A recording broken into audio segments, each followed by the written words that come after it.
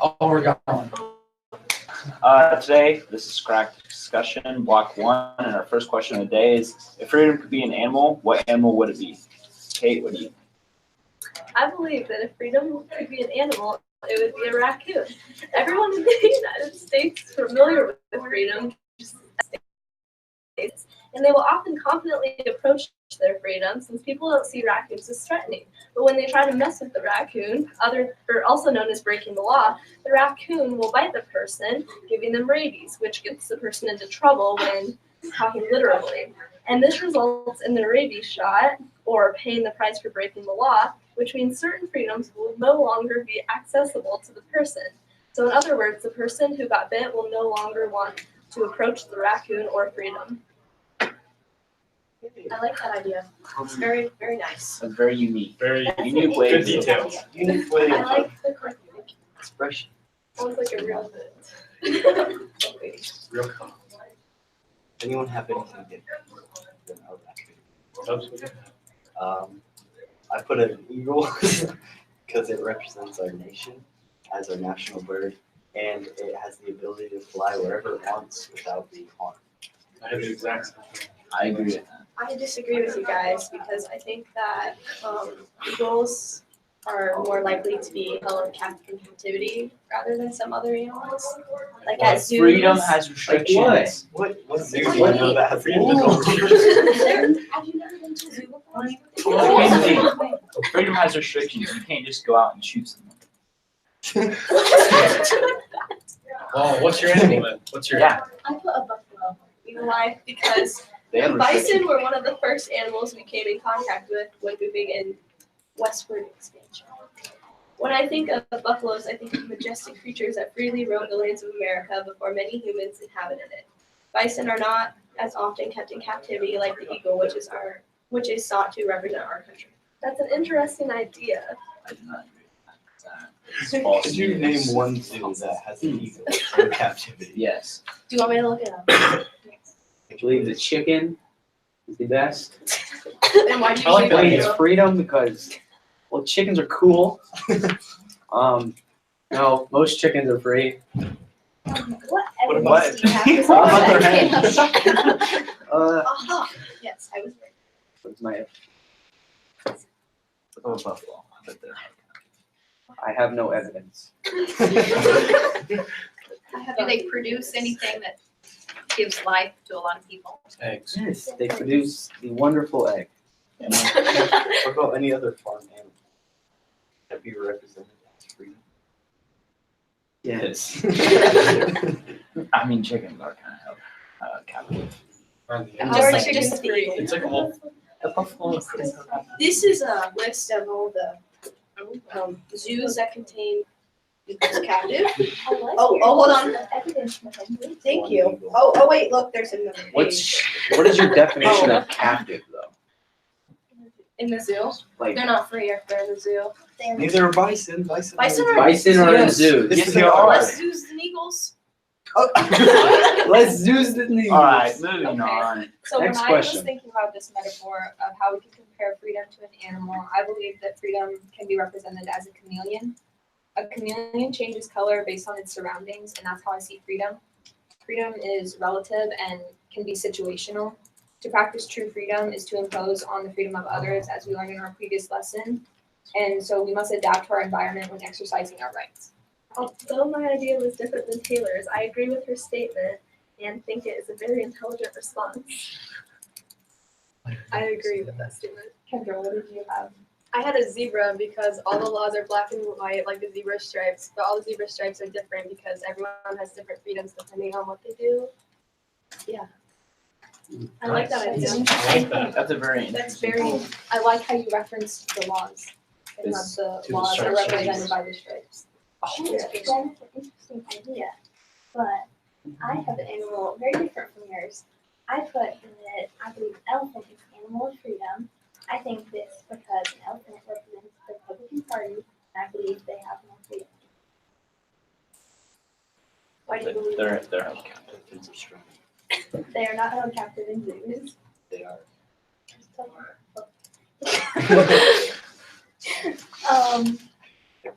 Well, Republicans believe in more capitalism, whereas Democrats believe in democratic societalism, and that has more restraints than capitalism. See your point. Good point. Does anyone have anything else to add? If not, we'll move on to the next question. Which ways of protesting are most effective? I believe that any type of protesting that doesn't involve violence is the most effective, since they all serve the same purpose, which is drawing people's attention to a certain issue to try to stop it, or try to stop what they see as an issue. And for evidence, I use my personal experience from what I have seen on the news and social media. Whenever there's a protest that turns violent, it's instantly seen as negative, and people don't want to support the issue. Using historical evidence, when women were protesting to fight for their rights, they were drawing attention to what they considered to be an issue, and this sparked support.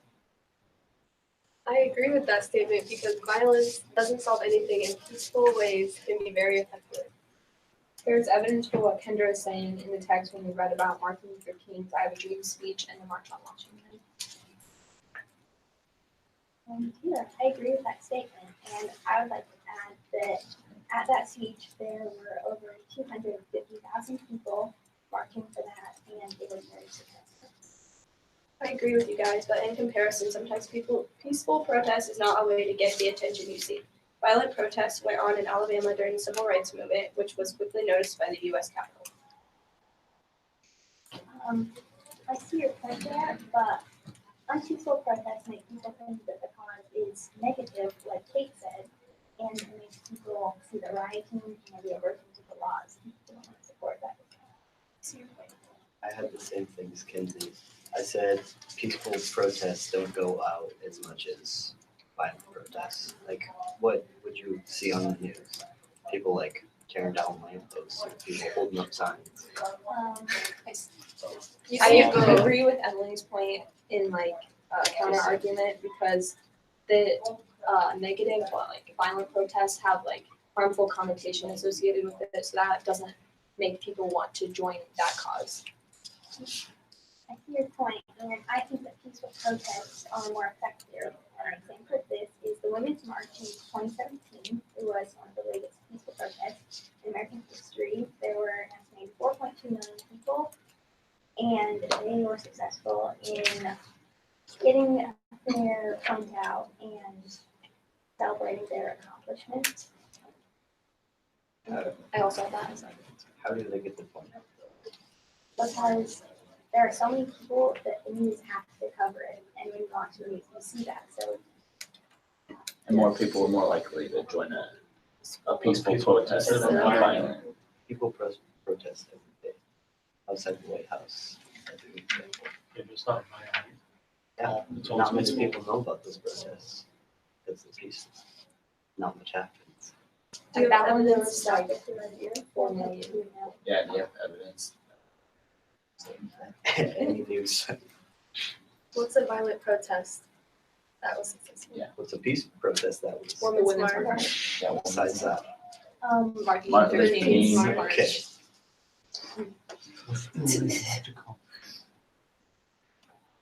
Moving on. I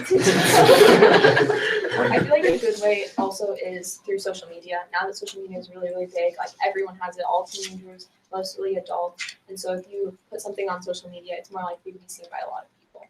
I agree with that. I agree with the statement, and I think we're all talking for thinking peaceful protests. Yeah. Does Hugh, anyone would you have like an to- opinion different More from than that idea? That's been more effective than word out and more. I feel like It may even though we take, have differing ideas, we can all agree that all types of protests get a point across. Yes. Thank you for clarifying. all right, moving on to the next question. Does a divided country cause humanity to struggle? I say that it does. A divided country will cause different views in different places. So if it's divided, one person might think something differently than the other, and it'll cause divides in, I guess, humanity overall. I agree with Caleb because each part of the country needs something from the other. So they kind of rely on each other. And if they're not with each other, then they can't really grow. I love you because how we talked about the North and South splitting, which led to the Civil War. I agree with all of you because I think that during the Civil War, America struggled immensely financially, emotionally, and politically. Since our country was divided, we did not have the same political views as Caleb said. The South was for slavery and the North was against it. This tore our nation apart, and I think that the war put us farther in debt, and our community did not have really low morale. I agree with Kenzie's statement because using the Civil War as an example, it caused the country to struggle and turn against each other, and this kind of put the country was facing a lot of adversity at this time, and using the perspectives on Lincoln propaganda as evidence, it showed that many people were finding ways to criticize either the North or South and use reasons other than the slavery issue to tear each other down.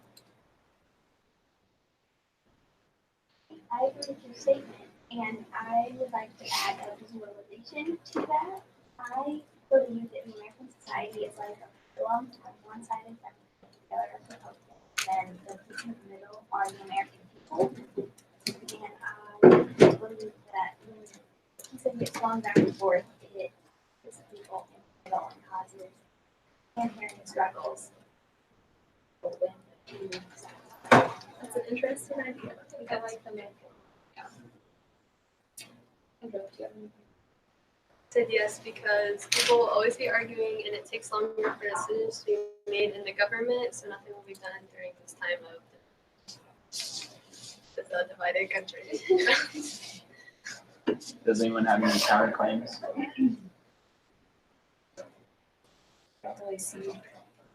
I personally don't really see a point where a divided country fighting the whole time is better than a country that is united. But I think that we do get good things out of it. I feel like we come back more unified from our struggles.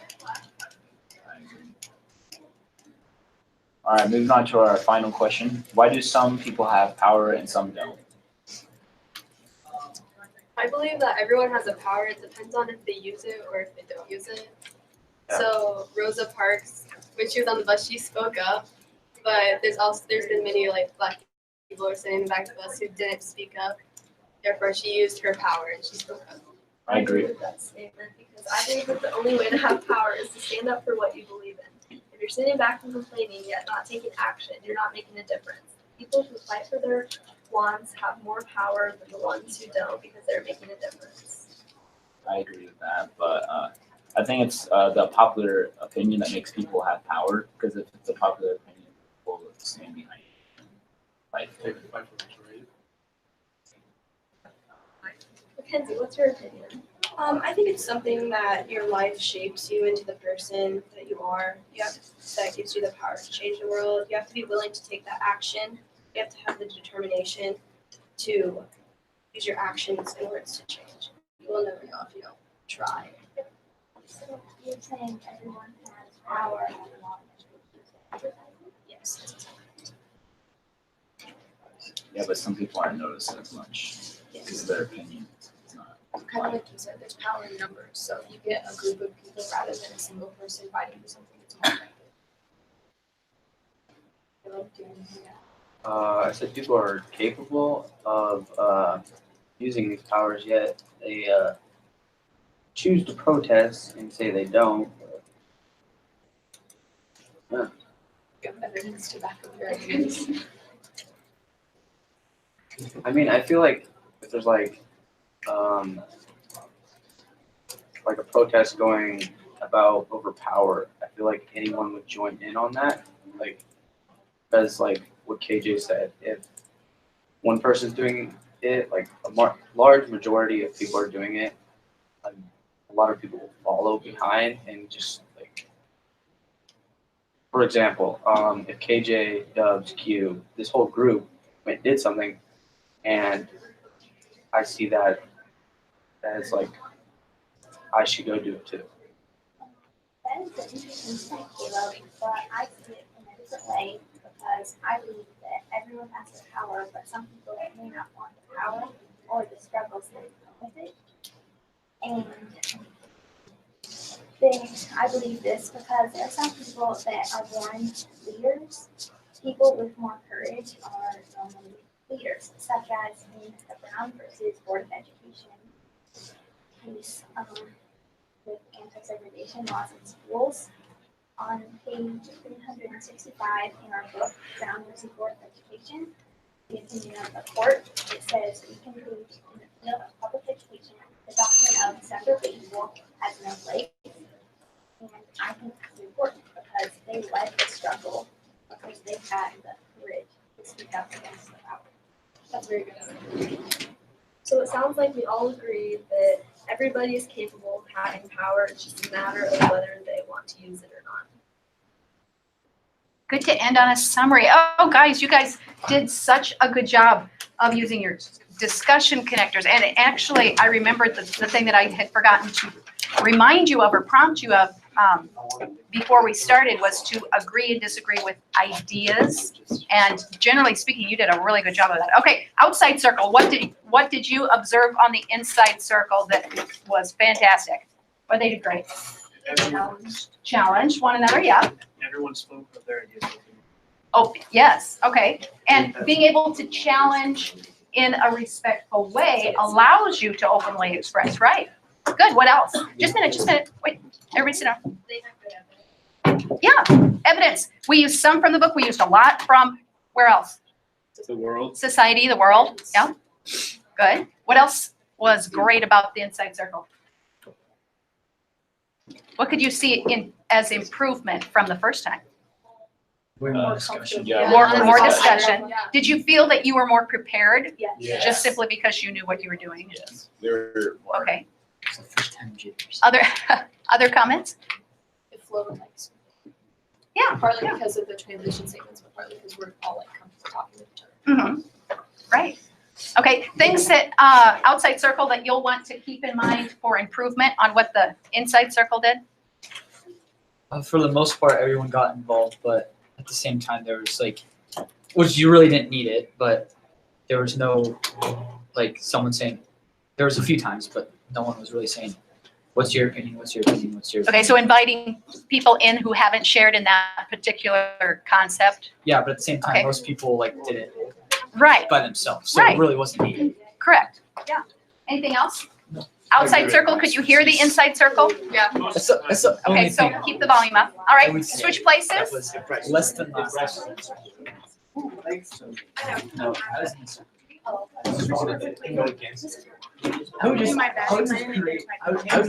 would just change my opinion.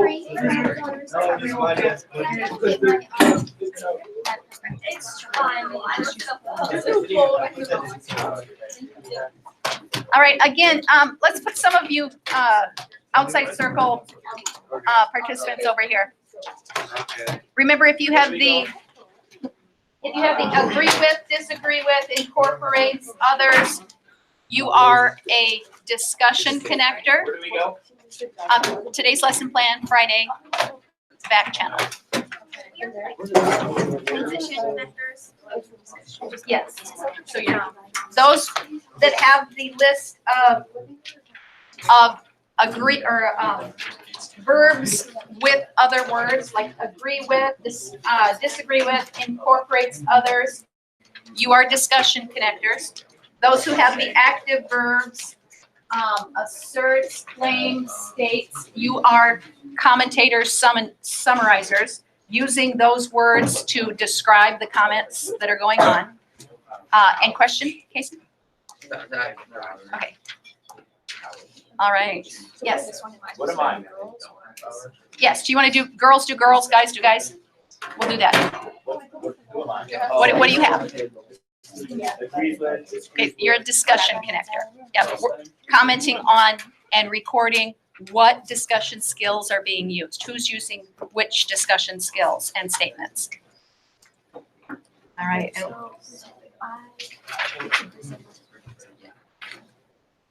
You say who's using which statements. Okay. So your focus is on the discussion skills. One question. Comment, the content, yeah, what you're saying. Oh, I was All right, we have Okay. Morgan, who will be stepping We'll in. start with- Time-wise, We'll go opposite. outside circle, when you were inside, did you feel 15 minutes was a rush or that it was a pretty good time Reasonable time. for our 4 questions? If you get done, do you have to stick to these 4 questions? No, you can always ask your new connection questions. Okay, so they begin. Alright, so our Socratic discussion is about Unit 2, the individual and society, and Unit 3, power, protest, and change, and how that was accomplished. We're going to start off with the question, why do some people have power and some don't?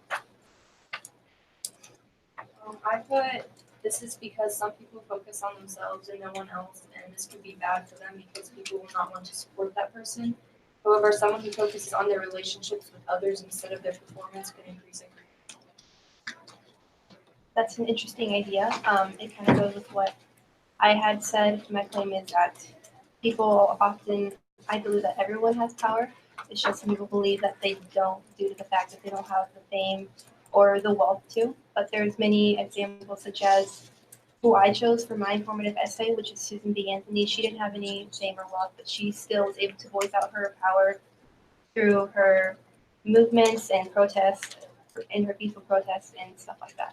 I agree with that because I wrote about Harriet Tubman and she came from nothing, and she was able to change the lives of many just by focusing on her relationships with them, not just herself, because she escaped with her siblings, but she didn't feel that was fair, so she risked her own life to go back and save other people.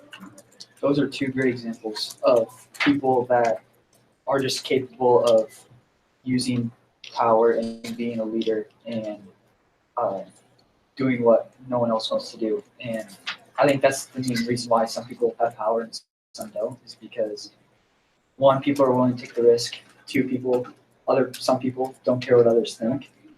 And I don't think that necessarily wealth and fame have a lot to do with it. It helps, definitely does. But you either are able to voice your opinion and be a leader, or you are just, you can't. Excuse me, and I agree with that point that everyone does have a small amount of power whether they choose to use it or not. But some people just want others to make choices or have a responsibility of leadership, and so they either by election or by a chosen bloodline, they rule over them. And so by doing that, they give them the power willingly, and so they're all it's for the benefit of everyone in that arrangement. I agree. I really think it boils down to people who are leaders and those who are followers. People who are great leaders and have many people who agree with their point, like their followers. Having a larger group, getting that point across a larger society, and yeah. I agree with you, Sally. A lot of people that are known like to be powerful in the society today, I feel like it's more because they've earned the respect of others. So once they earn it, they get more followers, and then it leads to people thinking they have more power. I agree with you both, but I have a different point of view. I think people aren't looking for total power. I think they're just looking for peace between their powers. And my evidence is President Woodrow Wilson gave us a speech called Peace Called Victory, like towards the end of World War I. And he said mankind is looking now for freedom of life, not equipoise of power, which means there's looking for a balance.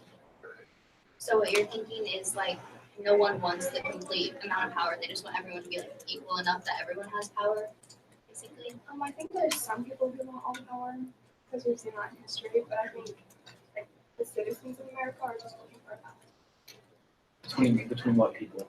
Everybody.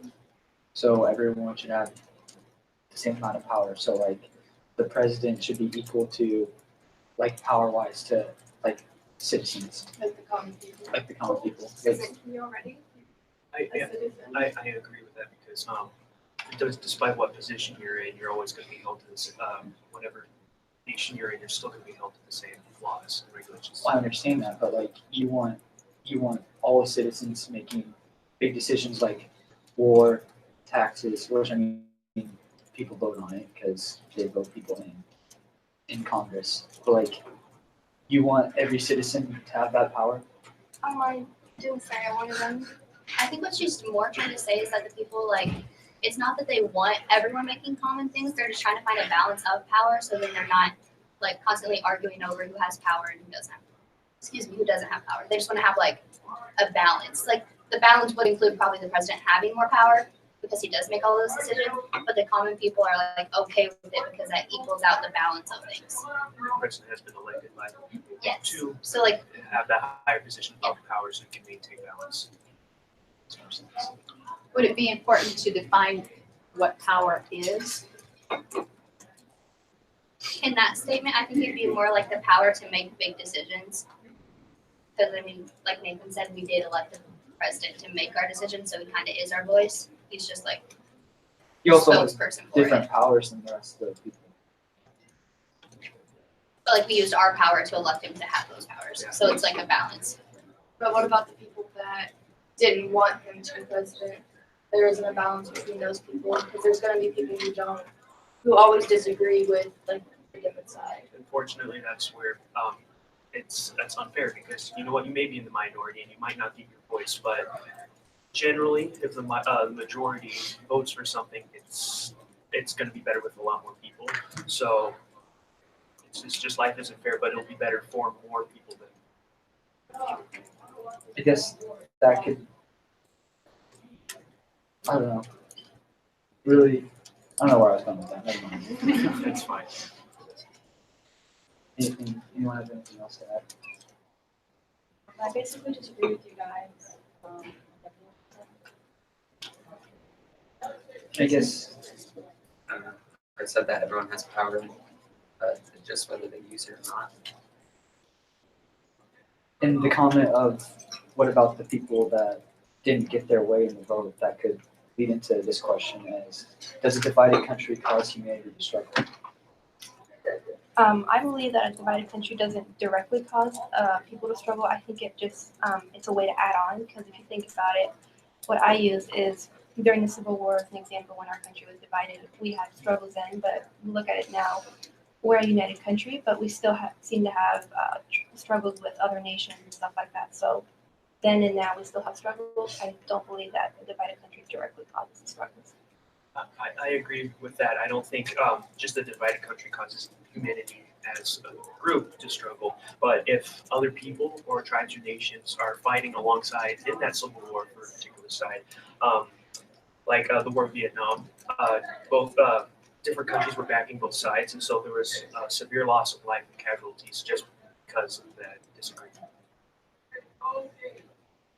I agree with that, but I think that like the divided country makes it harder to become a unity because we do have the Republican side, the Democratic side, we have liberals, conservatives, but so like I think that different groups they all strive for a different outcome. So we kind of like rebuttal against the opposing side. We want what we want. Like my side, we want this, and then that side they want what they want, and so it can make it harder to come together and just kind of like have that balance. I use like example of our country. I mean, we're heavily divided, and that causes disagreements. And example, like in Congress, we never get anything done because no one else wants to have an open mind and hear everyone out. They just want to have their own opinion, and that's fine. But that never gets anything done, and it just causes arguments, protests. And I think until we can stop calling ourselves a conservative or a liberal and call ourselves Americans as whole and trying to view as a common cause, that's when we start getting stuff done. I agree. So I think we all can agree on the fact that maybe it's people and their opinions who cause the dividedness and the struggles that we have today. I agree with that. I think it's more just people like have the mindset that everything that they say, like they're not open to anything else that anyone has to say. So then it causes a bunch of tension and then it like causes a divide in people. What do you think, Casey? Well, I think it does cause humanity to struggle because if people want different things, like the North and the South, the North didn't want slavery, the South did, and that caused the Civil War. So it does cause the nation to struggle. It's a great example. Yeah, I think it just. That's awkward. My example for this question was this like what led to World War II. So after World War I, Germany was they had to pay the Allied powers like $80 million or $80 billion. So they went into debt, and that just led to anger because everyone was starving, except for like the rich people. So they got angry, and then that kind of led to this divide, which led to World War II. And I think it kind of shows how humanity struggles because of what happened during World War II, like the Holocaust. And it just, like a division in a country kind of shows how things can really deteriorate if you're not united.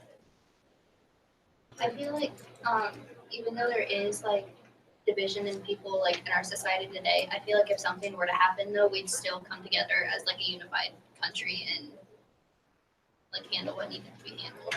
I agree with that. And just like how some people don't like Trump as president, but he is still our president, so people aren't, accepting it more. And they're actually kind of paying attention to the things that he's doing. Even though like they don't agree, but they know that they can change the fact that he's our president. I agree with that because, like, whether you like it or not, he's president. It's not like you can change that. So moving on to our next question. If freedom could be an animal, what do you think it would be? I don't know if freedom can be described by one animal in particular.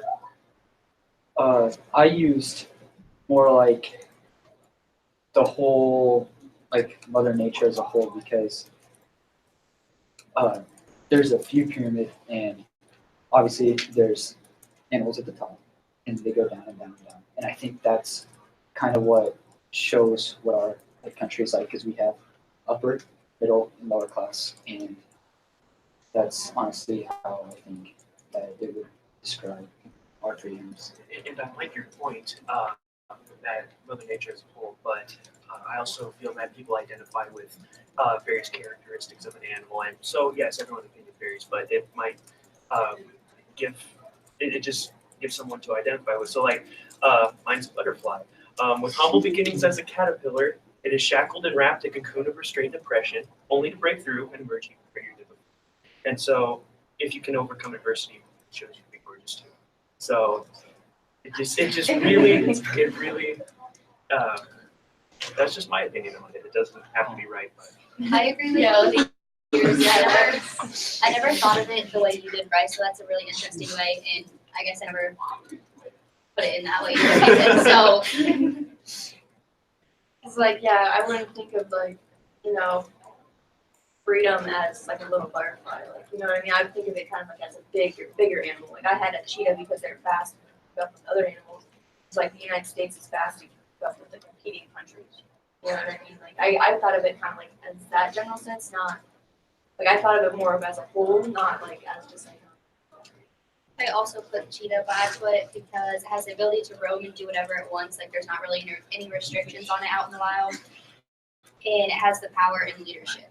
Going off of what you two said, I kind of chose a cheetah too, but I used two animals, which is kind of I was supposed to choose one, but I think I wanted to use two because I have a guinea pig at home, and then when I give him its freedom, like when I let him out of his cage once in a while, instead of roaming around or running like a cheetah would, if you let a cheetah out of the cage, he would just go out and hide in a corner or something. So if I give him his freedom, he would go out and just hide and stay still, while as if I gave a cheetah its freedom, it would just run like wild. So I guess it just depends on like the animal, and like us, it depends on the person. We see freedom differently. Do you think that's because, has your guinea pig ever like lived outside of the cage? Well, we got him when he was not when he was born, but 10. I looked it up, and guinea pigs are usually a little bit shyer than like they don't like to be roaming around as much. So like, I guess what I was going was that has it ever been outside of like captivity? Like, you know what I mean? Or is it just like you sustain in there? It doesn't really know what else to do. Yeah. Well, once in a while we try to like let him out, but he doesn't like. He doesn't like roam around a lot. He just he decides to stay in a corner the whole time. He likes his privacy. Because maybe he hasn't experienced freedom. And I mean, like if you gave someone complete freedom, how do you think they would react to it? Okay, well, I feel like if I gave him complete freedom, like I would lose him.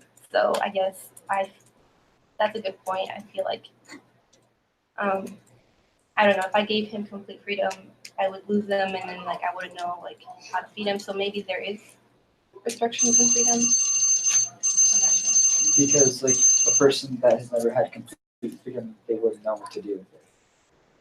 That is- yeah. Yeah, I agree with both of those points. But it's also I chose another one.